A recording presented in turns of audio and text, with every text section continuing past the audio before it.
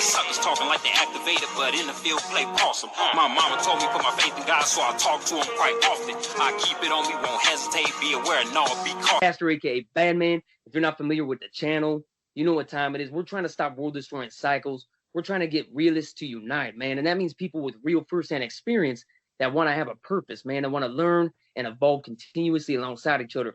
So what's your name, G? Man, they call me K2K Travy, man. You know, South Central native, but you know, I put on for Denver. That's where I live too. You know, and I'm just trying to bring that real music and, you know, positive movement back to the, you know, back to the forefront. That's right, homie. I give you credit. Now, you spent a lot of time, unfortunately, behind bars, you know, and being caught up in the system, doing time in prison, and you did a lot of your time on a level 4 yard. So it wasn't a cakewalk, you know.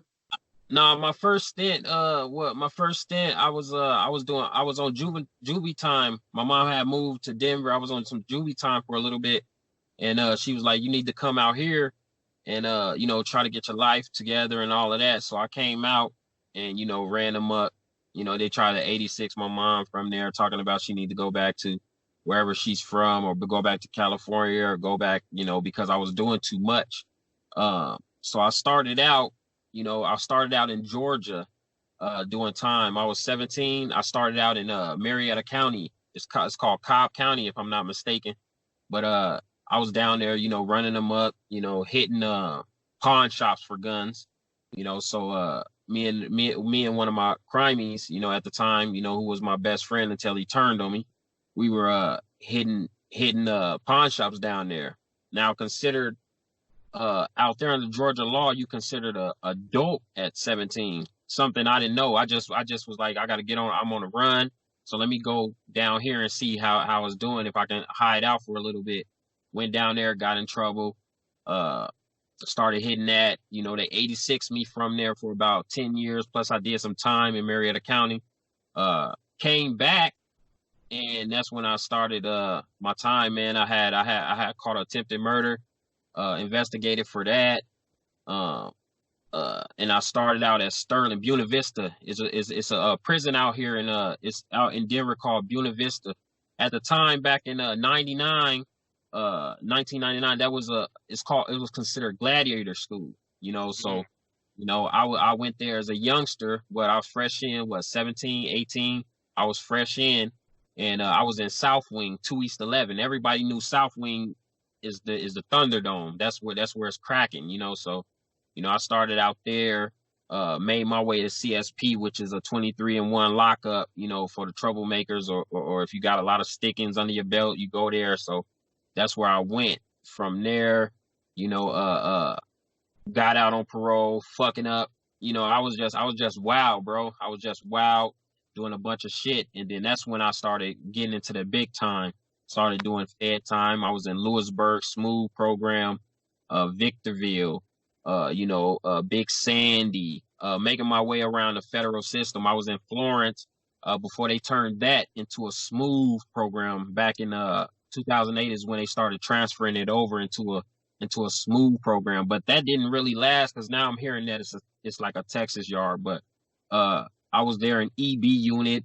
You know, just my trips, man, I was just fucking up in the system. I could have been out a long time ago, but I turned a lot of less time into a bunch of time, you know, just from, you know, what I was doing and doing and stuff like that. So, yeah, man, I never been to no mediums, or I never been to no lows. I never had no cakewalk experience doing time. I've always been on the level 4 and 5s and just gladiating is what we call it, just, you know, going for what you know in them situations. Damn, G. Now that's rough, homie.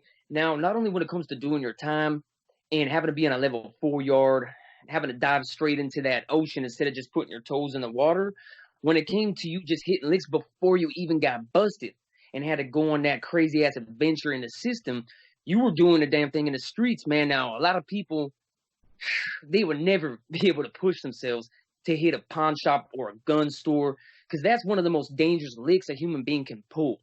You know what I Yeah, man. I say like I said, my mom and my dad were, you know, they were very, you know, how to say, they were involved. You know what I mean? You know what I mean? So I learned from a early age on things. You know, I wouldn't say that, you know, I was ready for prison or ready for shit like that, but my mom kind of like prepped me for it in so many words. You know, when she was out there in the streets, she taught me everything. You know, my dad really never taught me anything of the sorts of being a humble cat. I had to learn that on my own. He taught me everything about violence. You know, he taught me never let somebody, you know, take something from you. Always hold your head up. You know, always look a man in the eye.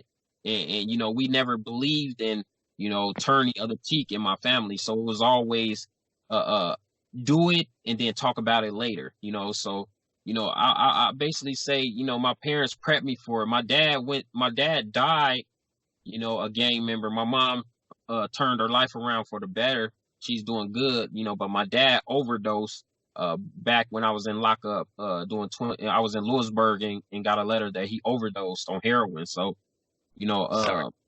yeah, out there in the street, man, I was full fledged, man. You know, I didn't straddle the fence. If this was what we was gonna do, this is what we was gonna do, you know. And then coming from South Central, every time we had to grow up fighting. That was something that was embedded in us, you know. So, you know, I wouldn't say that I was prepped or groomed for it, but I was already ready when the situation came of, oh, you finna catch some time, or this is what I was already ready, you know. And I never did any of my crimes with co-defendants. That was just something I didn't do, except my first one, and I learned from that not to have co-defendants anymore. So yeah, man. Damn quick. Most people never learn, man. They keep doing the same bullshit over and over again. Even in regards to just criminal activity, man. You know, we're all about evolving, homie. So we don't repeat our mistakes, man. And that's what I see in you. But even when it comes to the people who don't plan on evolving to any degree, they plan on being in the fast lane, they're gonna pull licks. It's like there's no growth. You know, when it comes to the politicians, actors, celebrities, even the criminals, man, everybody seems stagnant and stubborn. They can't learn from a mistake. I mean, they don't want to evolve continuously, acquire a purpose, and actually learn something. You know what I mean? Based upon their prior experiences or mistakes. You learn quick, G. You know, the first time your co-offender ratted on you, you knew right then and there, I'm gonna do this shit alone. You didn't rely upon other people to do things for you. You didn't rely upon their company to make you feel comfortable throughout the process. You're like a one-man army, homie. But what I feel is most important when it comes to your journey, dog. Not only do you have a clean jacket, not only and you ran as a homie. You know what I mean? I just want to clarify that. Yeah, nah. When I first got down, my dad was like, you know, you're not gonna be anything other than the blue side. That's just what it is, you know. When I didn't really make my pilgrimage. You know, I was always considered, like, you know, we call it doing state time as associate, you know, and I didn't make my full blown initiation until I hit the feds, you know, and things. I was always functioning with the homies on the streets, and I was always functioning, and when they rode, I rode, you know. But I really made my imprint is when I hit the Fed yard, and you know, I did my little dues, did my little work, you know, and that's when I really put my force that I'm a focus. That was all my energy was going into becoming a homie, you know. And I ran with Mara Salvatrucha, you know, and then my family were from Honduras, so I had to tap in with the factors out there from Honduras. So you know, that became my stronghold, and then meeting all my family and them running Mara and homie, a technology mayhem. But bro, what I told you is I take this seriously because I know, homie, and I got a lot of love and respect for you, G. And me and you haven't been crime partners, homie, and the guys doing dirt alongside each other. But when they say real recognizes real, homie, that's a true saying, dog. And we're not entitled to another. I'm not entitled to your time and energy, homie. I understand that being where you've been, being homies, when it comes to the rules being set in stone, you don't do interviews, homie. You know what I mean? So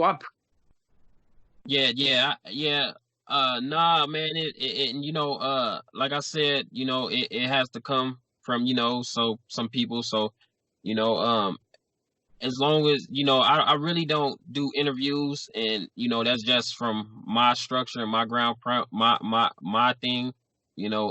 Other people can, but, But being that, I fuck with you and, I delve deep and check some things out, it was okay. And, but there are certain things I won't talk about, or, certain things I won't mention and things like that.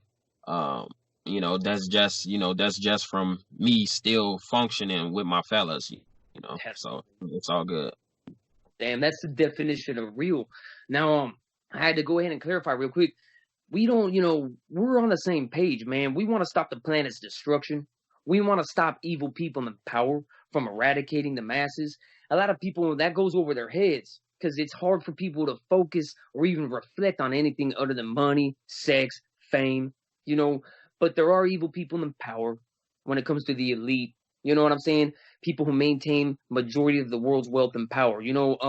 It's just a recipe for it. It should be common sense, but people, they find it difficult to reflect on things instead of dwelling. You know what I mean? And they dive too deep into this shit. And I feel it's more simple than our society or anybody makes it out to be. You got a small percentile of our population, okay, and the elite, and they maintain the majority of the world's wealth, and they'll do whatever's necessary to maintain their positions because they don't magically maintain their positions. So that takes we, the masses, glorifying and idolizing the the destructive life aspects, the meaningless bullshit, idolizing the wrong types of role models, politicians, celebrities, so on and so forth. So I really do believe that as G's that come from lower class regions that have had to struggle through life and death altercations, who haven't had foundations and resources allotted to us, you know what I mean, and success just handed to us. I feel that we have the ability to appreciate freedom and health. I mean, we have the ability to reflect on what's actually paramount, and we can lead by example. I mean, we can unite and evolve alongside each other. We can stop these world destroying cycles and the individuals who design and perpetuate them. Yeah, man. I mean, like I said, I was always told that you're not too young to learn, you're not too old to teach. So you can learn something from everybody. But today's society, everybody's so stubborn. Everybody's hard headed. Everybody wants to be know it all, or everybody wants to be the chief and not too many Indians. So with that mentality that people have, you will never get far. You know what I mean? Because say you're trying to better a certain part of your section or your community, but you have everybody wanting to play the want to be seen, or everybody wants to do the most. You know what I mean? It's not gonna work. You know what I mean? You might have those two people that's going a different route, but what can you do if there's 7 other people that's thinking the same? They're gonna eliminate this guy and they're gonna do it their way. You get what I'm saying? So it's up to people to focus, to really get out there and search and really want to change a situation, because I'm not gonna depend on somebody else to change my situation. I'm gonna change it myself. So it's all about helping the next person. Each one teach one is how is my mentality. You know what I mean?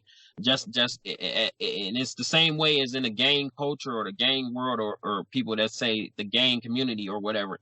I'm not gonna tell my little homie to go do something that I won't do. You know what I mean? So if I'm out here doing good and being productive in society, I expect the same from him. Now, if it gets dirty where we need to do that, then we're all gonna go. But at the same time, we have to always remember family first before anything, and I'm a man before anything. So I'm not one of the guys that just sit back and be like, hey, you go do that, and sit back while I eat cereal and sit on TV and watch Netflix and play video games while my little old boy out here risking what's going on. That's not something that I do. So I really, and I've learned that from my factor, who I have the most utmost respect for. I